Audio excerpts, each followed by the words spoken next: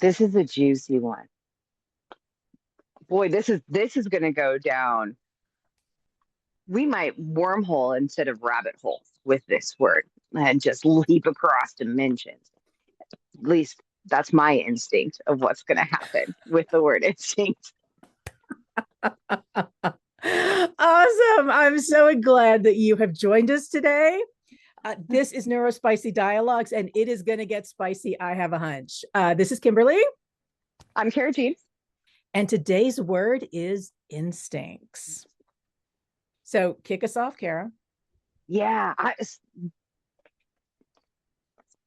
it is a good thing we have video right now because I can feel my face facing as the pathways literally just went, and then those pathways went, and then the pathways went, and I thought, oh no, where do I want to go? I think the first place that, at least the brightest path that's lighting up, this is going to be fun. Uh, the brain gut access. I think that like legitimately, not just because we just did the neurospicy operating system on serotonin, which is such a huge part of that. Yes, we did. Everybody go check it out. We're amazing. And when I think about instincts, when I think about like that guttural reaction that like you don't even necessarily know why you're going to do a thing, but you know that is the thing. Like you just know in your body. And that brain gut access, the way that our body, the way that the meat suit that is us uses hormone soup as a communication highway to pulse through our nervous system, and how much of that we think is frontal cortex us participating, but is actually so much of our amygdala and brainstem doing that instinctual space and saying, well, based on generations or at least this lifetime of experience, and it pulls on both. This is what we believe the hormone soup reaction to whatever this is ought to be. And so much for cute little meat suits with these beautiful little mush management teams who think that we're in so much control and so high on the food chain. We are just messy, instinctual animals most of the time. That's where my brain went. Well, I mean, it's absolutely true because even our most like intellectual moments, those are still a survival technique that your brain is doing. Yeah. That's just your brain has optimized that as the most efficient or ideal or whatever way to achieve whatever result it is decided you're Is going the right for. one. Yeah. Yeah. So even those moments where we feel like we're so above instinct, it's still so instinct. Instinctual. Yeah. Yeah. Yeah. That one. It's just about then choosing what instincts within myself do I want to encourage and which ones do I want to foster and curate and have more of. Yeah. And which ones don't serve me. And even if that is my operating system's baseline, if it doesn't serve me anymore, then let it go. Exactly. Embrace that there was a time when that helped me survive and got me to where I am right now. And that is freaking awesome. And I love it for that. And now I bless it elsewhere. Or what I do in my mind is I give it another job to do. I reassign it a new task because I don't want any part of me to go away, but I can repurpose it. And just like we grow up and yeah, we get different jobs as like life jobs as we go through. I mean, I still do chores, which is kind of annoying. Like, didn't I outgrow this already? For the rest of your life? No. No, I Never. Did not. No, for the rest of your life. Yes. For a 5-year-old. Yeah. But you know, it shifts and changes. And so the parts of my self can also get new tasks, new focuses. Foci? Foci. Focuses. It's focuses, It right? is focuses, but I'm like, Okay. should it be? So It should it doesn't be seem like it focus? should It be. does sound funner. It's funnerest as foci. I I love that. Oh, so what I heard you, this is not what you said, but what I heard was shadow work, Okay. right? What I Uh-huh. heard was so much of the instinctual portions of ourselves connect directly to that stupid hustle cult shame and blame game that everybody loves to play in advance of actually doing anything. Like, first, we have to figure out who to blame. And instinctually, that feels so good. But really, all it is re-empowering our own shadows and creating that dissidence and division within ourselves. And so much of working on understanding, adapting, nurturing your instincts and cultivating that baseline part of who you are requires that we look at those things that used to serve us and just don't anymore with the kind of grace that says you're not bad, you're not broken, I don't hate you, I don't want you to go away. What I would really like is for you to not keep causing panic attacks. So if you could put that really beautiful energy in this direction, it'd be helpful rather than having us cry under a blanket at 4 o'clock in the morning. We could stop that as an option. Yes. I didn't have anywhere to go with that, just the yes. Yeah, I don't know that I have anywhere to go. It has been an one word at a time break. I'm coming back. Hold on. We were talking about this before we started recording, and it has been such an we didn't even know if it was going to come up, but I'm glad that it did. It has been such an alive conversation this week for me. Over at Lost Valley, they've had Echoes in Time, which is a group from Portland, from the Rewild Portland community, does this Echoes in Time, which is an entire week of ancestral and indigenous skill practice, the weaving, the harvesting off of the land, how to forage, how to do herbalistic medicines, how to skin a rabbit and tan the hide and then turn it into a bag, like the whole way through. That was really funny, actually. The very first day, side quest, the very first day, one of our instructors, all of her rabbits got out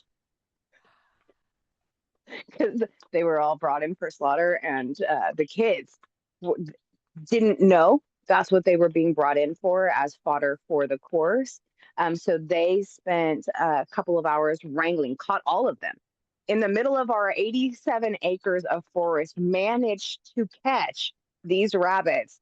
And then the next morning, as the event rolled in and they all started to, several of the kids had to be pulled aside and cared and tended to because instinctually they were not good with the animals they thought they had to be then leveraged.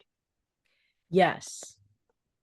That's why I immediately went here because I'm like, once they looked for those and were taking care of them and saving them from the dangers in the Whatever. wild, Yes. it's, you know, you've named it. and Yeah. Yeah. Yeah. and unless you grew up on a farm, then it's not a part of the circle of life. Not normal. Yeah. Yeah. Yes. Your nervous system is not normalized that, which was its own interesting thing. Several of the kids who are farm raised, who came with that knowledge and expectation, were able to go and support and tend. And that's that instinctual need to be in community as we look at our instincts and our patterns and process through those shadows with grace. That sort of reflection from somebody else saying, yeah, they scream terribly and it can be really traumatizing. And we're going to use every piece of that animal, from the bones that we turn into jewelry to the meat that we're going to cook and have for dinner to the skin that we're going to make something with. Like, all we're going to be so grateful and create a whole ceremony around every piece of this animal, and watching as you shift out of that addiction mindset that it's good or it's bad. So it's bad we kill the animals because rabbits are good, and into that relationship space and that mindset of rabbits are good. Death is a part of life. I get to be a part of this experience and share that honor and share that gratitude for what is being gifted, knowing that at some point I will be consumed and returned in the same way, that it is all part of. Mm-hmm. It's so much fun to watch. I went way down a different rabbit hole, literally rabbit hole there. Mm. Yes. But you were just following your instincts. It's a yeah, it's instinctual. And that's what really these conversations I think are about, is honoring the instinct to chase that rabbit. Sorry, too Yeah. soon. Oh, one little girl. Like I felt for her. She just when the realization hit, like you watched as it cognitively landed, and you could like almost watch by the pulse as the hormone soup was happening in her body. I was like, Mm-hmm. oh, babes, oh,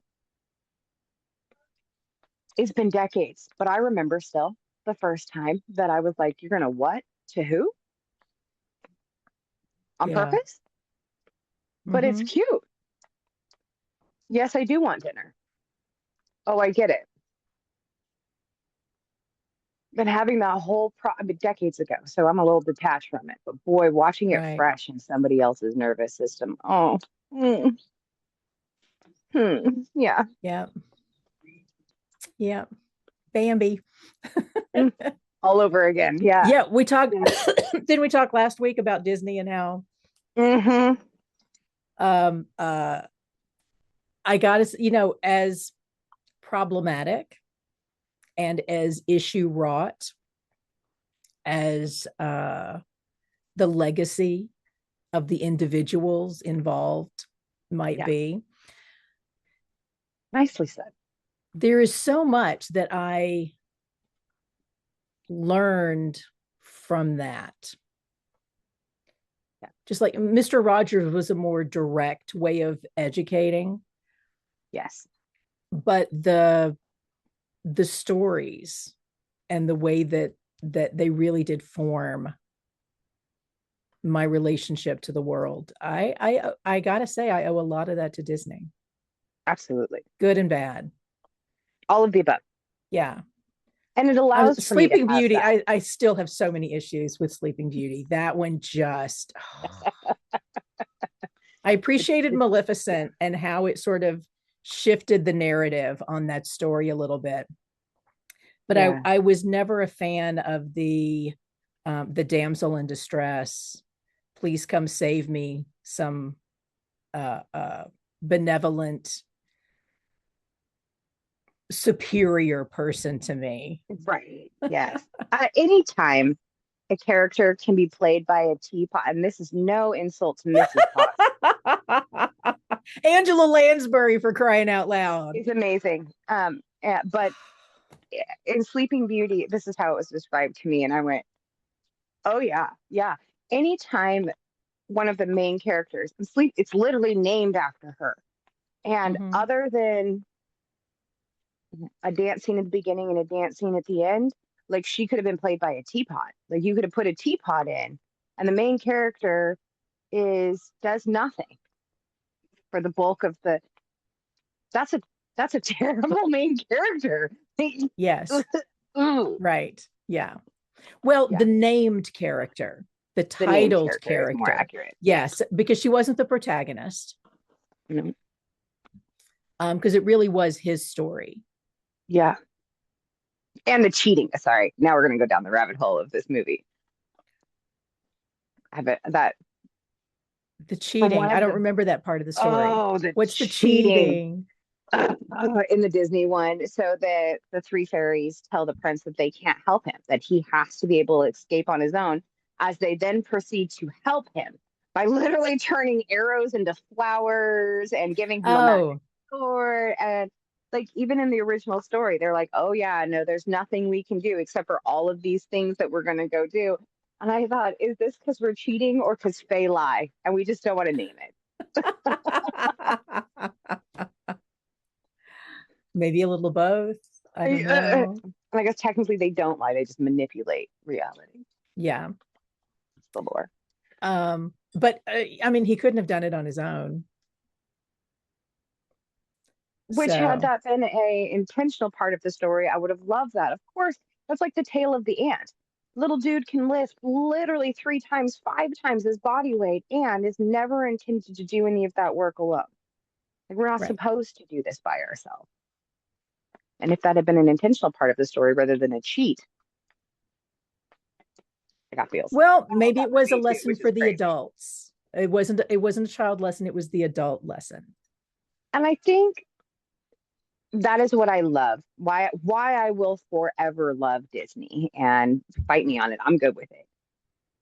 Disney, Mr. Rogers was an adult teaching children because adults wanted children to have these skills. Disney said, yes, we definitely need these soft skills in our youth. And did you know all y'all adults could use a refresher course or 10? And Disney said, how can we teach both? How can we do this and make it so that grandparents, parents, and children want to sit together and feel these stories again collectively? Well done. Yeah. Well done. Because that is really where it needs to go. Yeah. At least that's my instinct. Yes. And Pixar, took that mantle on as well. Yes. And so I love what each have created in animation is just so freaking awesome. Yes. And the Um, creativity there. yes. And the not AI. And the Yeah. human creativity that went into these, none of which had or required AI to do any part of it. And that's one of the things that I also love about those is that like you can buy the cels. Yes. So you can really see the craftsmanship in it. Yeah. Yes. Oh my gosh. Some of the individual yes. One image. Slow down, brain. We just, we just watched Sword in the Stone, and the 5-year-old was not at all interested. Like, because they have the whole big intro to the older ones, and all of the things are up front. He's like, it's boring already. I don't want to do it." And then the movie starts, and he is locked in.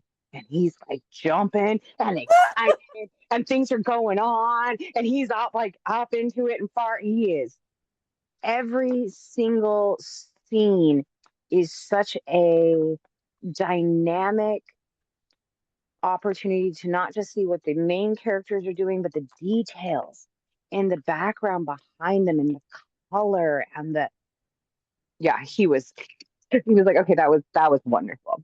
I was not boring at all. I take it all back. Let's watch that one Yes. again. Yes. Yeah, the beauty of those cells. Mm-hmm.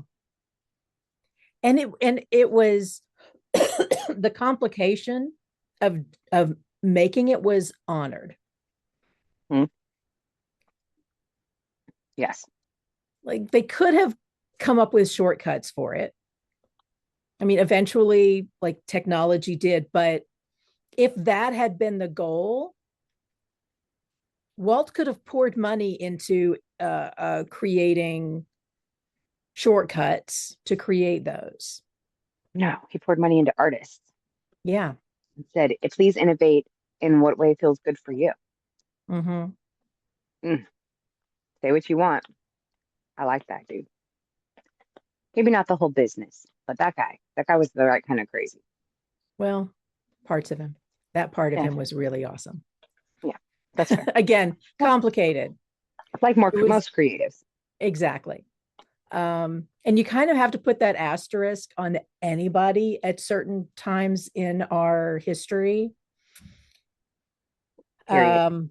Yeah. So I gotta say, to a large extent, I kind of assume it a lot of times. I just assume, okay, there's an asterisk in here just because we didn't hear about it. Yes. I would love for you to be to have been an early enlightened human. Yeah, Um, it would have been nice. But exactly. you are a product of your time, as we all are. Exactly.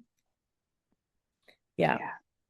But they're just like, I got like Mark Ruffalo. He is one of those that, like, if it turned out that he was a crappy human, I would be shocked. Oh, yes, literally blown away. Really? I did not see that coming. Exactly. Yeah. You must have done some work, because Right, right. that's not who Ah, I, either ah. that or you are so incredible at hiding. What an actor. Yes, give you all the Oscars. Yeah, yeah. Oh, hilarious. Because in like the characters that he chooses to play, the stories that he is a part of telling, Yeah. it there's just so much deliberate choice in that. You just get the sense And that he's a cool dude. the consistent. So we're all messy. We all have messy moments. That is going to happen, especially if you are a person who does acting and theatrics, because you are choosing a career that allows you to embody emotions, which means you're doing a ton of shadow work. Speaking of shadow work, ton of that, because you need to be able to literally step in and step out of that in a way that allows somebody else to experience and get their needs met in that same space. To do that in front of others in a camera space where everything that you're doing is being captured, and not have people come away going, that is total jerk. Like, you clearly have some skills. Yes. Yeah. And your interior has to be so um clean in a way, like so curated, because on set, like, it is so fake. Yes. Yes. It does not Every look the way it does from this side. If you have ever seen on-set photos of things, one of my favorites is from The Exorcist, the original, where Linda Blair is laying on the bed, and you have got like this scaffolding that's built around her, and the camera is above her coming down. And like, to look at it from a distance, it's like, how in the world can a human being terrify me this much when and This pretend is that what their none of life those is. things are there, and Yeah. just totally believe. And in the world of CGI, it's all about being terrified of a tennis ball, because it's not a Right. tennis ball, it is a dragon. You are being Yes. attacked by a dragon. But Yes. if And everybody you're else just, sees it. exactly, but if you're on set and you're looking, it's like, why is she scared of a tennis ball? Yeah. Why is Yeah. she screaming and running like it's gonna, like this And tennis why do ball I is gonna believe it? kill her? Yes. Yeah. Yeah. Yeah. Ugh. It's a This is craft, why I love man. you all. It is. It literally is. I was just talking about this with someone, because my sister's down in LA with you and doing the theater thing. Same. Um, both of you, just it's such. I I would rather. I That sounds awful. I love you for doing it, because what a gift that you are giving to the world, to be able to emote in a way that connects with others. Like, it really, to be scared of a tennis ball and get someone else to believe you so that they can step from the safety of their comfort space into terror and be able to step back out of it Mhm. is a huge gift. It allows us to look at our instincts as they show up from a detached space and really observe ourselves. It is such a gift. Ugh. And that kind of shadow work in public, like leadership version of it, it is as far as I am willing to go. That is so next level. Bless you. Oh my goodness. Where I learned to do it was in front of an audience. So this isn't like masking or anything else that we just do as human beings in Right. space. Um, sorry, that tangented me to something I learned recently. Um, uh, and I have to say this, and then maybe I'll jump back to that story. If Okay. not, we'll catch that story another time. So I was reading Yes. something this week about how space and time are now, to some scientists, they are looking at them as interchangeable as far as like mathematically. Okay. Very Yes. exciting to my brain. Yes. And with our past conversations and our with time, Yes. I Yes. love the idea that someone has looked at that and gone, okay, well, maybe we don't have to call it time. Maybe that's not exactly right. Yeah. Maybe that's just a label, but it's the same label as if we put the word space on it. Now I'm oversimplifying it just for the Right. sake Right. of Right. Right. conversation, but Yes. Based on basic. essentially that's what's going on. And my brain found so much joy in that. Yes. Ooh. Yeah. My whole nervous system settled. It's that back to that two sides of a coin, right? Time and space are just a flip flop. Mm-hmm. Mm. I want you to go back to your story. I've already forgot what it is. I have to do a tangential too.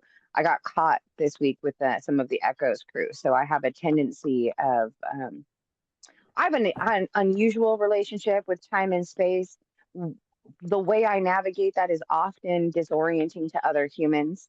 The person who commented on the most, obviously, is my husband, because we'll walk into a store together and then I will just appear in different places around the store from his point of view. It all seems very normal. I'm just walking around from my point of view, but I have gotten a lot of feedback that that's not how it appears.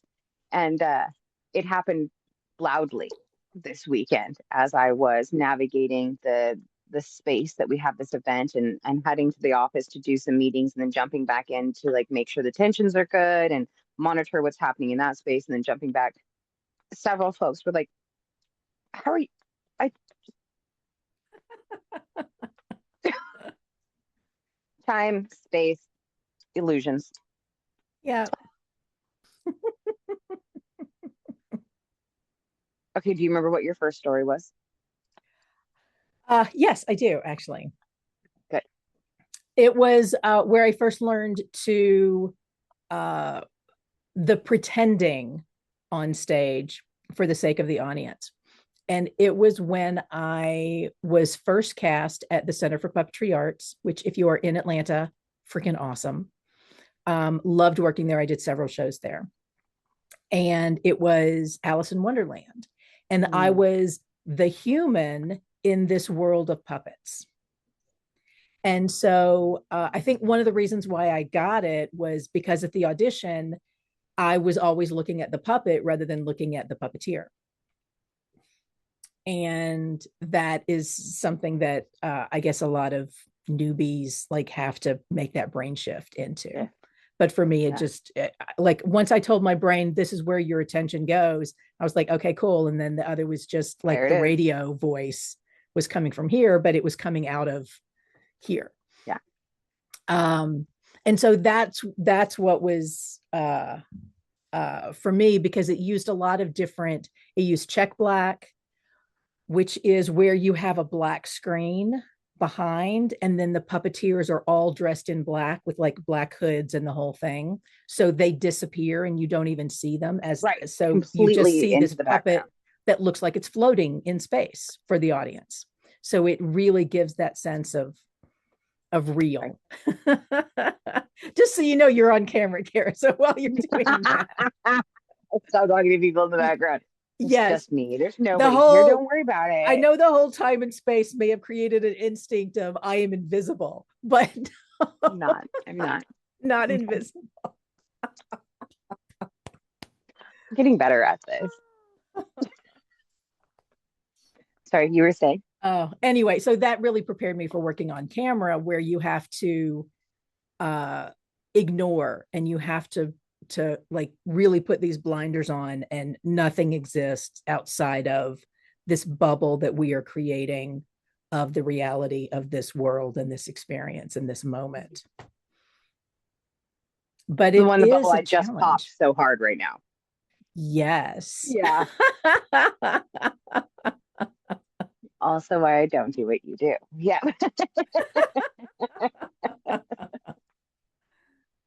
Awesome. Yeah. Oh, creating the bubble of illusion.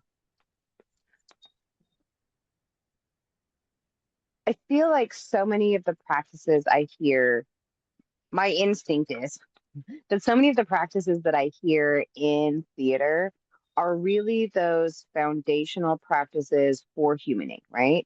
That creating that bubble that you exist in and navigate in is such a handy tool, not just for, say, a stage performance and ensuring that you're creating the right container, but just to give yourself a container to exist in. At any time, being able to blow that bubble up around you and know that you have a space of that you can control. Impactful. Yeah. But there's still the things you can't control. Mhm. And there are always going to be those. Period. Weather. Okay, so I'm going to tell on myself here. This was an epic fail on my part. It is the only time I have ever broken character on stage. The only time. And it was Cool. um oh gosh. Now I can't think of it. They did a movie version with Michael Caine and Christopher Reeve and I think Diane Cannon. Um Death. Put in the part. Oh, death become. Nope. No, it's like one word, but it's like a something in death. I can't. Oh gosh. Anyway, it's this great thriller Okay. that started on the stage and then they became this amazing movie. And I have a story about the movie too that maybe I'll get to. Um, but it's not as awesome of a story because it's another people just being stupid. Um, but in this production, there one of the characters is in handcuffs because my husband and I he was prowling around or something. Now my brain is really stuck on what the title of this thing is. Oh All right, no. I'm going to try to put that aside. It seems like death is in the title somewhere. Gosh. But maybe not. It may not be, and so I'm just now that Spiral. part of my brain is spiraling. I'm going to let it keep doing that while we go back to so in handcuffs. Well, the handcuffs break because he's struggling, and the actor is like struggling a little too much, and he actually breaks the handcuffs. And so the guy who's playing my husband, the Michael Caine role, for those who know the movie, of the title of which has escaped me. Will come at some point. Yeah. Exactly. I'm going to end up having to look this sucker up. Um, but my brain really is like I feel it's that little. It's not even Yeah. like that I scratch that like that itch that you need to scratch. It's not even that. It's no. just it really is more like a spiral. It's like grasping and trying to find it and the It's like when the music catches huh. and it dinning, dinning, dinning, dinning, No, dinning. No. no, that's not what's happening. But it's that same thing, but it's a different thing that my brain's doing because your music plays. Right. I can I see think of why that's what your brain does is the needle yes. scratches. Glitch. Yeah. Yeah. Death trap. That's right.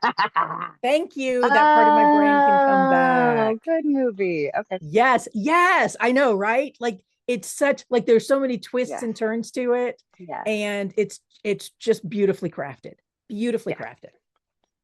Anyway, so they break, and I am the three of us are the only ones on stage, and I mean I think there's maybe one or two other characters, but they're like minor in the end, so it's not even like they Yeah. could come on and help us in this moment. And I have to turn my back and I am facing that we have a fireplace and I am facing the fireplace trying my best not to laugh And Get again, it this has together. not ever happened to me before or since on stage. And like chaos happens all the time in a All of the performance. There are so many things that are unexpected. It's usually around props or a lighting cue or a sound cue, or like there's, because it's a complicated thing, a lot of moving parts. time. Um, but yeah, and so bless them, like they are trying, and like the guy who was there, he could have like easily run off or whatever, but the actor is staying on stage to help the story along. And the guy who's playing my husband is saying, well, can you go get those spare, we've got another pair in the other room. And I'm like, no, we don't. No, no. Because I know there's not a second pair. Well, what about a rope? I'm like, I don't know if we have that. And I am just like, my brain, this is where like being neurospicy is not helpful at all, because all I could do was focus on this is an unsolvable problem. What are we going to do? Yeah. I don't know what you're going to do, but I'm going to stand here and try not to keep my shoulders still while I'm internally laughing hysterically, because I don't know why I found it so funny either. Like that's the other part of the Right. what was going on in my brain, was I for some reason found it hysterical that this had just happened. Rather than tragic. That's probably a safety mechanism. Very smart of your Yeah. brain. Yeah. It was so fun. But I mean, under normal conditions, I would have seen that and I would have instantly gone into, so what do we have backstage? What can I go get? Yeah. Honey, you stay here. I'll go take care of this. I'll find us something, because it wouldn't make sense for my character to stay there and him to go find something, because I would have been overpowered by the bigger guy. And yeah, Right. yeah. So, oh my gosh. But anyway, so see that movie. And when you see that movie and they're, if you haven't seen it before, or go see it again, I don't know where it is, but I'm sure it's streaming somewhere. If not, that's a shame, because it is so good. Okay. So good on so many, like, oh, just the more I think about that movie and the play, oh, dang, it's good. I don't remember the name of it. I'm hoping that as I talk about it, it will show up in my brain. It doesn't feel Mhm. close. So that's could be a pipe dream. There is a show, a British show, and it is entirely the things that go wrong in theater. Like that is what the Noise is show is. off. It's Maybe. a it was a play that was also made into a movie, also with, I want to say it was Michael Caine, but I know Carol Burnett is in it. So not a standalone, not like the actor's dream or the noise. This is a whole like they do general plays. They just pick a play, but the point is that things go horribly awry, and you get to see that.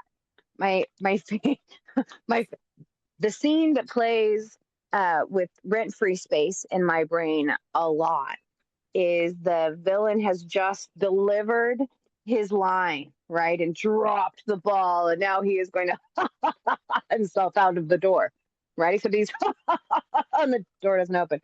And he goes over to another door, which doesn't have a, and he every door on the set, none of them will open. The one that does, he's like so excited. He's like, ah, and he goes fall through, and you can hear him fall because it's off the back set. Oh my goodness. That's fantastic. And the whole show is this like somebody's trying to come in, but the door locks. So then they have to walk around and they try and vamp the conversations because that's the thing that moves the plot point ahead. So they have to wait for them to be able to get anything and everything that can go wrong, that does go wrong in theater, gets highlighted in this show. And it is like your stomach will be tired at the end of it from laughing so hard. It's so Nice. good. Nice. Nice. Yeah. That's kind of what Noises Off is. And maybe, I don't know which came first, probably Noises Off, if it's a more contemporary thing, because Yeah. Noises Off was from a while Speaker's back. Night or Actor's Nightmare is another one. Have you done that Yes. one? Yeah. Yes. Yeah. Yeah, I had a monologue from that I used to perform as an audition piece from The Nice. Actor's Nightmare. That was so much fun. And Very nice. that truly is a great show. Yeah. But yeah, another one I'm going to recommend from the same time period as Death Trap was Noises Off. And I think John Ritter, I think, is also in it. Oh, so good. You know, Say less. Yeah. I yeah. I love that. I love the I Oh, feel funny. soothed by other people's behind the scenes, right? We spend so much of our life curating the highlight reel that we share with the world. Every Mm-hmm. time there is a behind the scenes, I'm like, that feels more like my life. Thank you for that. Yeah. My highlight reel also looks shiny, and does not at all take into account the phenomenal messes that are actually going on to make that look Yes. good. Yeah. Yeah. What I love about Noises Off before, and then I'll let this go, is that you see it from like the audience's perspective of everything going wrong, and then you see it from behind stage. So it's like they flip, and you're watching the actors with all of the backstage chaos of trying to fix what's going wrong or sabotage the actor who has just ticked you off because they're Yes. having an affair and you two are in a relationship or whatever. um there's just so many wonderful things, but it's nice to see like we're trying to show that everything is right even though everything obviously is wrong, Ah, and we're trying to make the best of it and justify this incredibly wrong thing that you are seeing, but then to be able to go backstage and get for an audience to be able to see that viewpoint yes, that is. Yes. is one of the beauties of Noises Off. I think that's what we're learning talking about AI. And instinctually, AI has brought some things up in our nervous system, right? Like AI was able to give us perfect writing according to things. And then we read it and we're like, ew, that feels dry, boring, scripted, and sloppy. And then they gave Soulless. us, which then they gave us images that are like so, and they can't even like they're like, I don't know, you've got glasses, four eyes, six eyes. How many do you want? I don't know. And we How went, many oh fingers are on a hand? Like 8? yeah, like is it different today? Yeah. And the more we saw what I'm gonna call it like that clinical perfection, right? Like that curated mathematically perfect, our instincts immediately are like, ew, that's not real. Mm-hmm. It feels gross. It looks gross. It doesn't land very well. I don't actually like it at all. I don't like it. And it is so validating on a like biological level from my POV that that perfection that so many of us have been taught to strive for is an absolute illusion that even when you achieve feels disgusting. And it just feels like so much permission to just let that go. Just, it's okay. Are you messy? Are you a human? Did you know that literally that's how you start and how you end? So why did you think the middle was going to be so tidy? So cute. Stop. Let yourself be messy. Do the work to repair it and take the steps like and have the grace for when it is messy because it's going to be messy for you. It's going to be messy for them and for them. So have some grace for that. Mm-hmm. Yeah. Also want to add a little asterisk to that, which is there is some AI that is incredibly helpful for I love folks. AI. Use it every day. So yeah, while I have very strong feelings about AI and about the damage that AI can do, I also recognize that there are exceptions, two sides to the coin. Anytime you want, heads on both sides, then it's a con game. And I am Yes. going to be suspicious of what exactly is going on underneath. What are your instincts in trying to convince me that a two-headed coin is the optimal coin? Totally the way to go. Yeah, no, not so much. And Yeah. as somebody who does have some issues, there are some things that AI can absolutely help me with, especially beyond like spell checks and grammar and things like that, because I can type and I am a fast typist. I was the fastest typist in my class in high school. I which is ironic that I am able to type so incredibly quickly. And also, and I used to like, it's so crazy because I was like accurate, fast typing and accurate, but I think I it's mean, that's funny. because my brain was so focused on it because I wanted it to do well. So now when I'm just like generally typing, because typically I'm thinking about a million other things, oh my gosh, I'll type 10 words and half of them have letters juxtaposed or, I hit the space bar later. So like the first letter of this word is now the last letter of the previous word and like all that kind of stuff. So like things are backwards all the time when it comes to my typing now because I don't have that.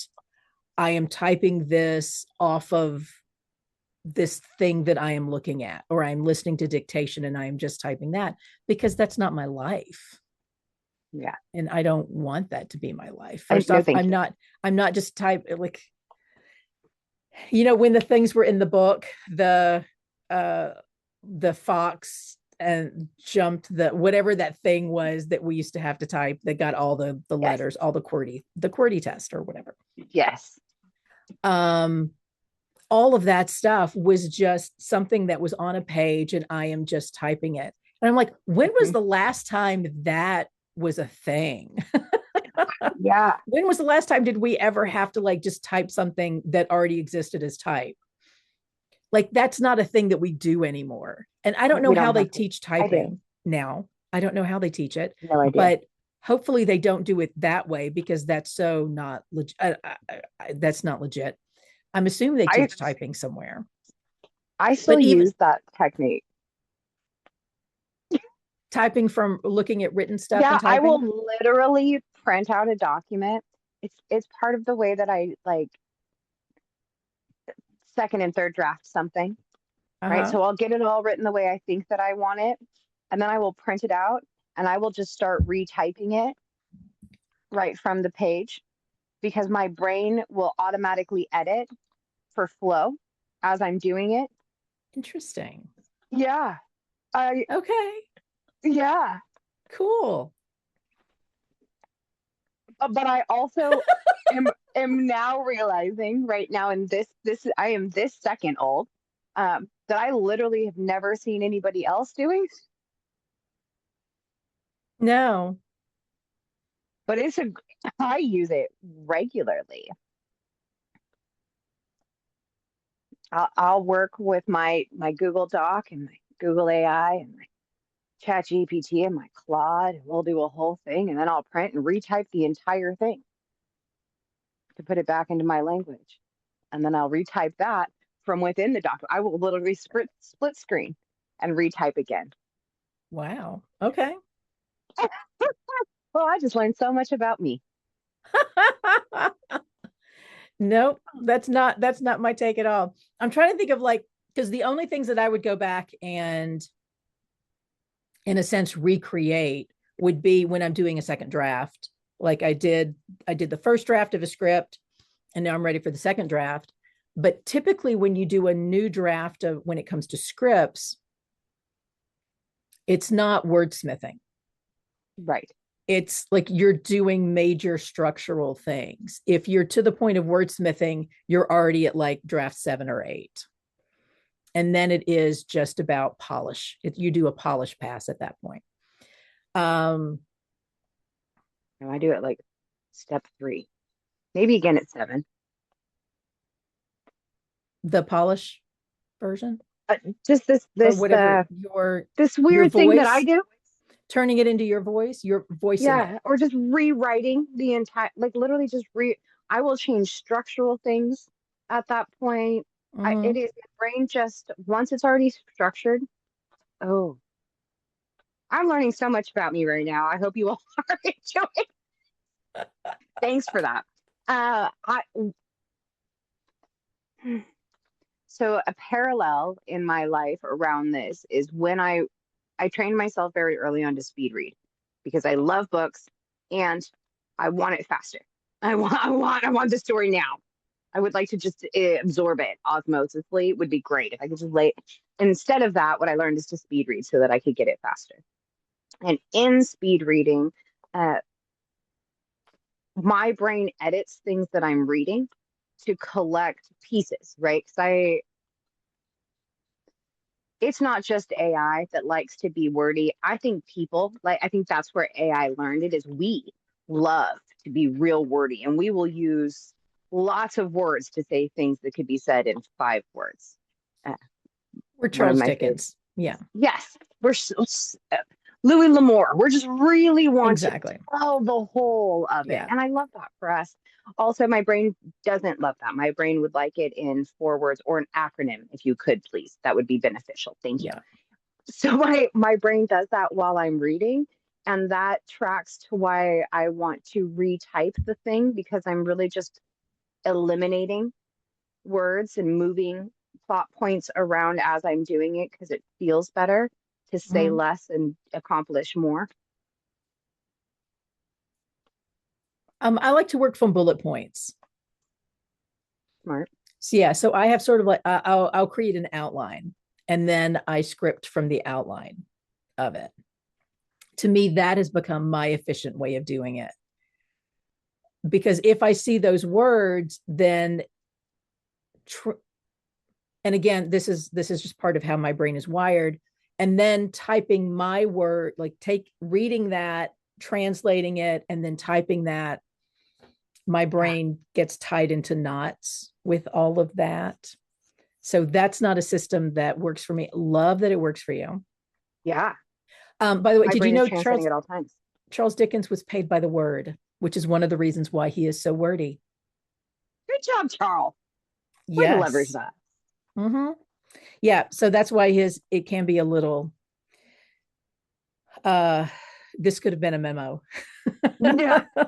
This meeting could have been an email. Yeah. Yes, this chapter could have been a paragraph.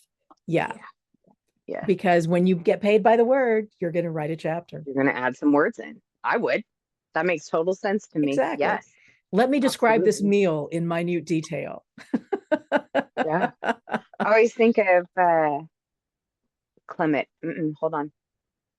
Um, went by a different name for his writing, not Dickens. Feels like it could be a Mark contemporary. Twain, That's the one. Thank you. Thank you. you're welcome. Mark Twain that Samuel has the Clemens, quote. that was the other name. Yeah. Clemens, yep. And I was just stuck on Clemens and nothing else was coming in But attachment except fortunately, for a you cartoon vocalized face. it. And so I was able to. Yeah, brains Teamwork. combined. Yes. He's quoted with the somebody reached out and says, "Hey, we need 30 words in 3 days." And he's like, and he said, "I can give you 300 words in 3 days. We'll take 3 weeks to get 30 words."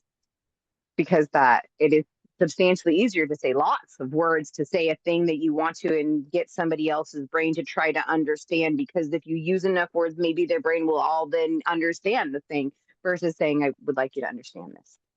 That actually Yeah. takes more work. Yeah. Which is part of the joy of screenwriting, is because it is about trimming. You create the thing and then you bonsai that tree and you just get rid of everything else Yeah. so that it's left with just the essential pieces. And that's great screenwriting right there. That's what we aspire to. All right, Yeah. so we have been so deep into, and it was kind of a wormhole and a rabbit hole and all kinds of multitude of things. So we're just going to end it with today's fortune from the flip side of instincts. Today's fortune is why can I not read today? Good fortune smiles upon you. That is our fortune today. And it's torn. So this is I always find this interesting. So instincts today got a little rip in it where where the cookie didn't The let cookie. go. Because sometimes, that's the way the cookie crumbles. It was my instinct to connect that. Oh, But what I'm a ride. always intrigued. Every now and then we get one, and the word that happens to be on the torn one was never like consciously chosen. Oh, I have to put this word on the torn one. But it It's the always ones that intrigues show me up. which one ends up a little imperfect. I, and instinctually, that feels like the word instinct itself is a rather torn word where we're not sure exactly where it ends, but we are clear on where it began. Absolutely. But we are going to end now because this is going to go down as one of our longer chats, which I always enjoy that so very much. Thank you so much for joining us today. This has been another wonderful exploration. Today it was the word instincts, and this has been Neurospicy Dialogues. Thanks for joining us. I am Kimberly. And I'm Cara Jean. Bye.